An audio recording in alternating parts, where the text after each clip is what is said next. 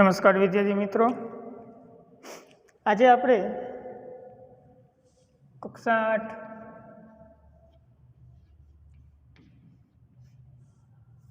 विषय इंग्लिश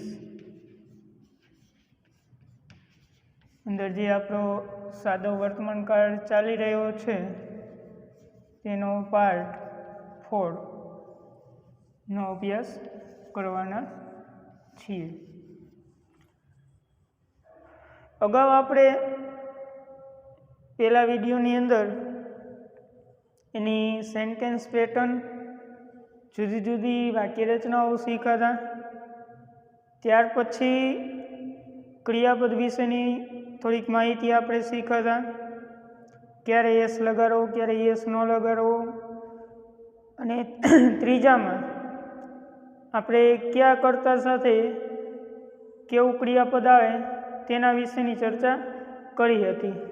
आजे एमां थोड़ुंक आगळ जोईए। For example, he eats a banana daily। આપણે અગાઉ જે વાક્ય રચના જોઈ હતી એમાં અહીંયા ક્રિયાપદનું આપણે મૂળ રૂપ મૂકતા હતા।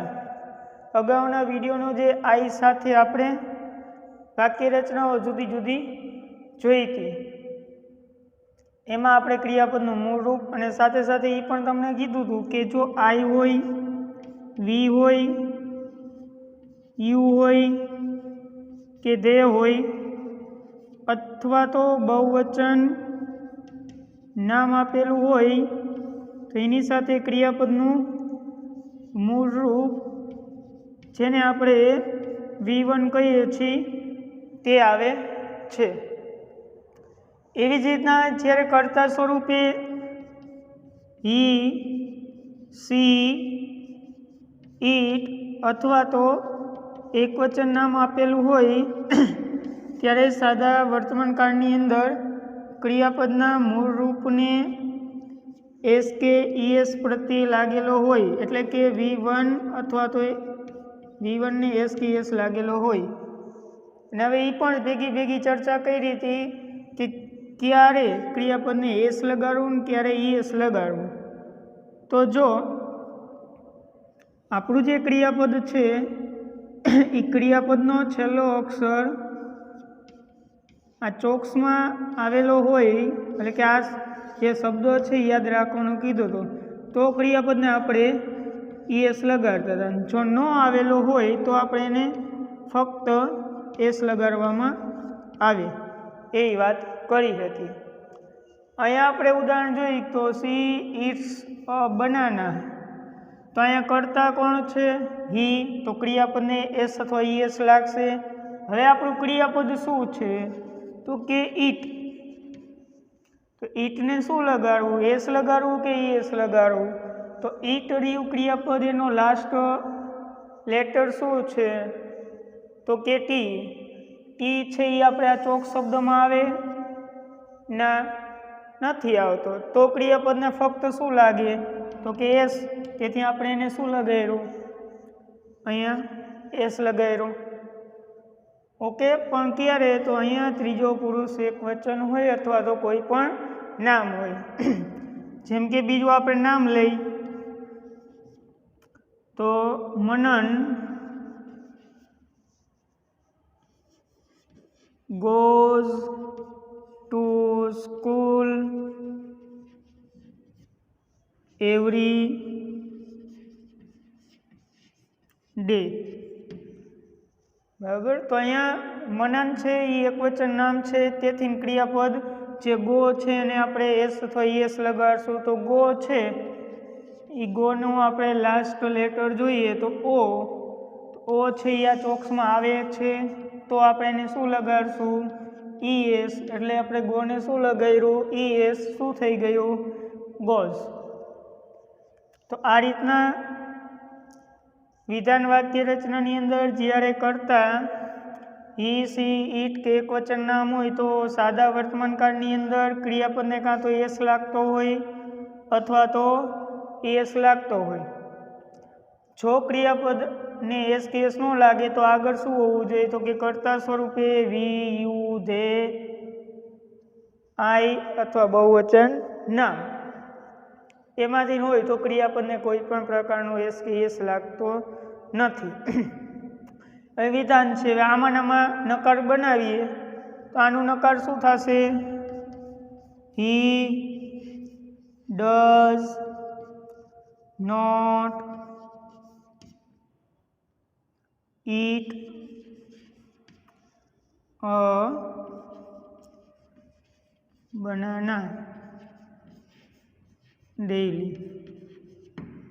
બરાબર, કરતા એના એ જ જે હતો એ. હવે આપણે નકાર બનાવવું છે તો નકાર બનાવવા માટે આપણે નકાર વાક્ય રચના જોઈ તો કરતા પછી ડુ કે ડઝ આવે. તો એની વાત કરી હતી મેં કે જ્યારે કર્તા સ્વરૂપે આઈ, વી, યુ, ધે કે બહુવચન નામ હોય તો તેમની સાથે ડુ નોટ મૂકવાથી વાક્યને નકાર આપણે બનાવી શકીએ. એવી જ રીતના જો કર્તા સ્વરૂપે હી, સી, ઈટ કે એકવચન નામ હોય તો એમાં ડઝ નોટ મૂકવાથી આપણે વાક્યને નકાર બનાવી શકીએ છીએ. એટલા માટે અહીંયા કર્તા ડઝ હતો તો આપણે કર્તા હી હતો તેના માટે ડઝ નોટ ઉમેરીને વાક્યને નકાર બનાવ્યું. પણ જે આપણે અગાઉના વિડીયોની અંદર નકાર વાક્ય અને એ બધા વાક્ય બનાવતા શીખ્યા એમાં કરતા કોણ હતા? વી, યુ, ધે, આઈ બહુવચન નામ. તો ડુ નોટ મૂકી દેતા હતા અને જે ક્રિયાપદ હતું એમને મૂકી દેતા હતા, કોઈ ફરક પડતો નહોતો. પણ અહીંયા એક વસ્તુ ખાસ ધ્યાન રાખવાની, જ્યારે વાક્યમાં આગળ ડુ કે ડઝ આવી ગયું હોય, ટૂંકમાં કંઈ તો ડઝ આવે તો ડઝ આવેલા વાક્યની અંદર પછી ક્રિયાપદને જે એસ લાગેલો હોય તે એસ અહીંયા લાગેલો હોતો નથી. અહીંયા ક્રિયાપદનું કેવું રૂપ હતું? એસ કે એસ વાળું, કારણ કે વિધાન વાક્ય હતું કરતા હી હતું. પણ એ જ વાક્ય જ્યારે આપણે ઇન ધ નેગેટિવ સેન્ટેન્સની અંદર લઈએ ત્યારે એ હી કરતા એમને મળીએ પણ ક્રિયાપદ જે હતું એ પાછું કેવું થઈ જાય? એસ કે એસ વગરનું, એટલે કે મૂળ રૂપ બને છે. એ ખાસ ધ્યાન રાખવાનું. એટલે ડઝ નોટ એટલે આગળ ડઝ આવી ગયેલું હોય તો ક્રિયાપદને એસ કે એસ લાગતું નથી, કારણ કે એનું એસ કે એસ અહીંયા આવી જાય. બરાબર, એવી રીતે આનું પણ બનાવી શકાય. Manan does not go to school. એમાંથી યસ નીકળી ગયું.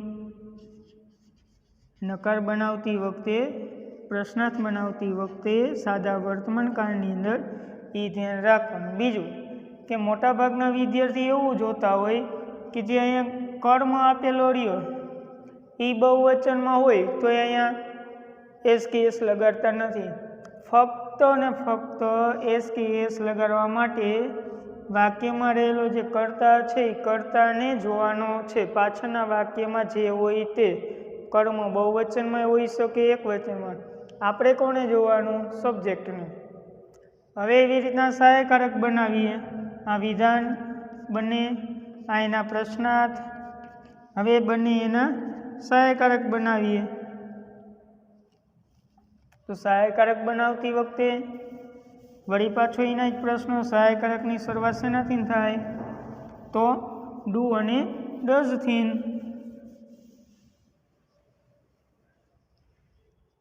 તો ડુથી શરૂઆત થતી હોય અને ડઝથી શરૂઆત થતી હોય તો આપણે પહેલાં કરતા જોવાનું. કરતા કોણ છે? તો કે ડઝ, હી, એટલે એની સાથે આવશે does. Does he eat a banana daily? શું તે દરરોજ કેળું ખાય છે?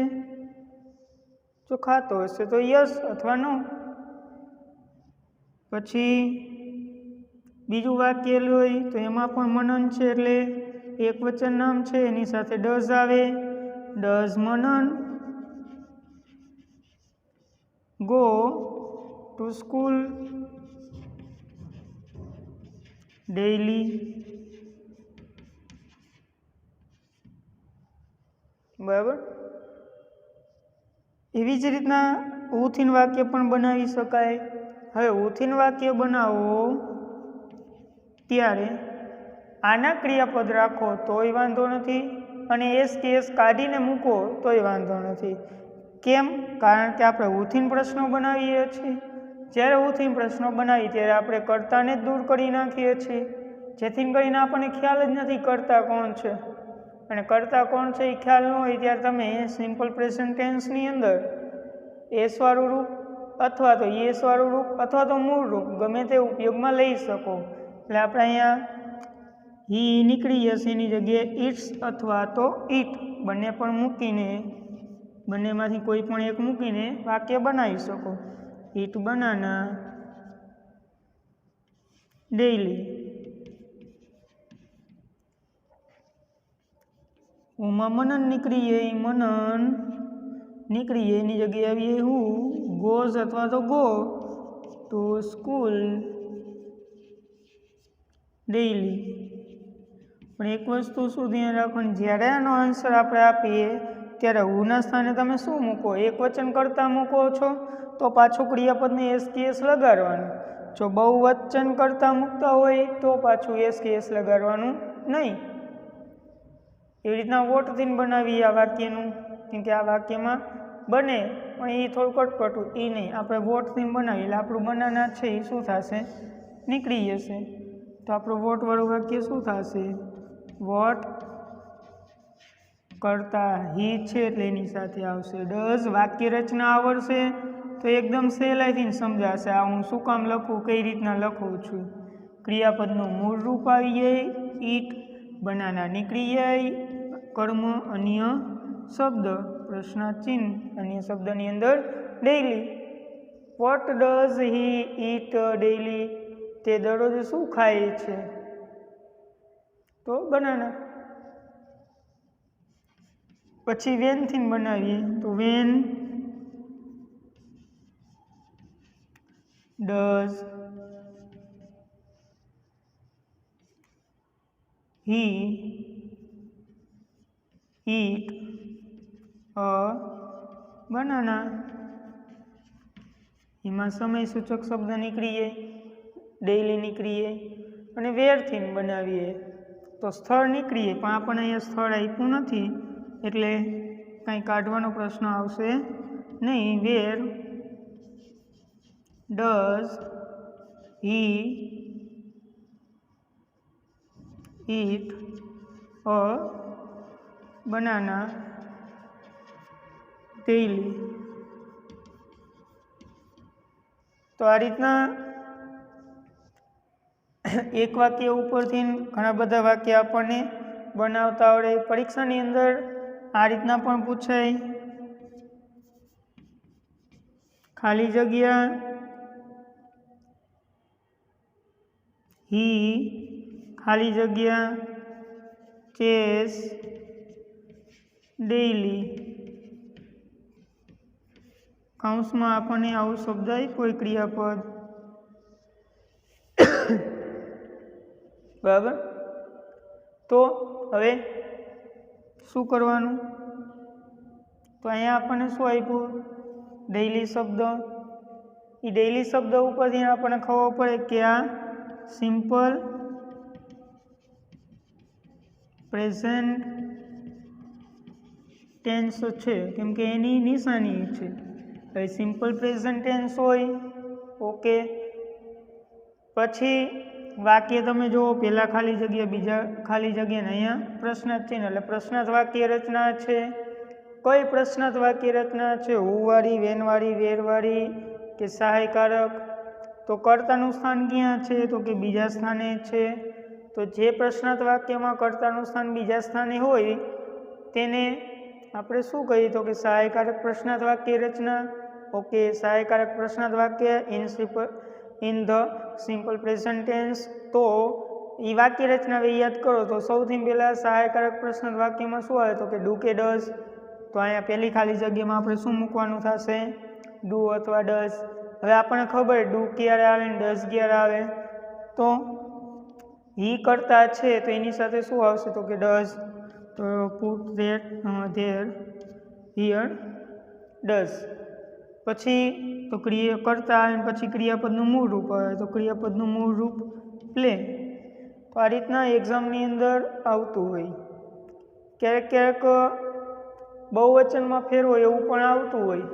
તો આનું બહુવચન કરી ત્યારે ભેગું ભેગું આમાં પણ ફેરફાર થાય, આમાં થાય, આ તો હજી એમને મળે. એટલે એ પણ વસ્તુ ધ્યાન રાખવાની જ્યારે આપણે સિંગ્યુલર પ્યુલર્સ ઇન સ્ટાન્ડર્ડ 9ની અંદર આપણે શીખશું ત્યારે આ ફેરફાર આવશે એ આપણે સાથે સાથે યાદ રાખવાનો રહેશે. કેમ શું કામ પ્યુલર્સ? તો જ્યારે પ્યુલર્સ કરી ત્યારે તો ડુ આવે એની સાથે ડઝ આવે નહીં. એટલે આ રીતના એક્ઝામ્પલ હું તમને પાછા ગૃહકાર્યની અંદર આપીશ જ.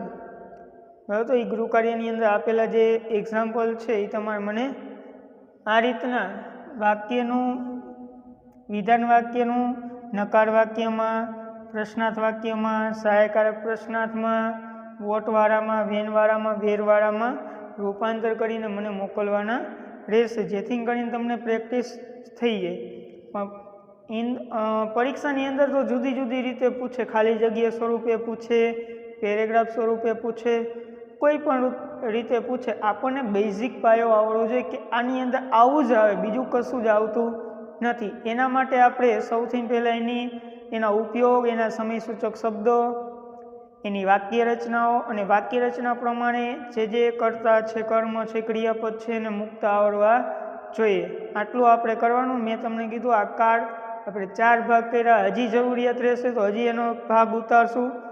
પણ આ કારણે વ્યવસ્થિત રીતે કરવાથી ધોરણ 9 અને 10ની અંદર તમારે ક્યાંય પણ તકલીફ રહેશે નહીં. કેમ કે આ જ વસ્તુ રહી એ ચેન્જ ધ ટેક્સ આગળ ધોરણ 9ની અંદર એક્ટિવ પેસિવ ડાયરેક્ટ ઇનડાયરેક્ટ આપણે જે ગ્રામરના અઘરા ટોપિક કહી શકાય એવા શીખવાના છે એની અંદર આ ખૂબ જ મહત્ત્વનો ભાગ ભજવશે.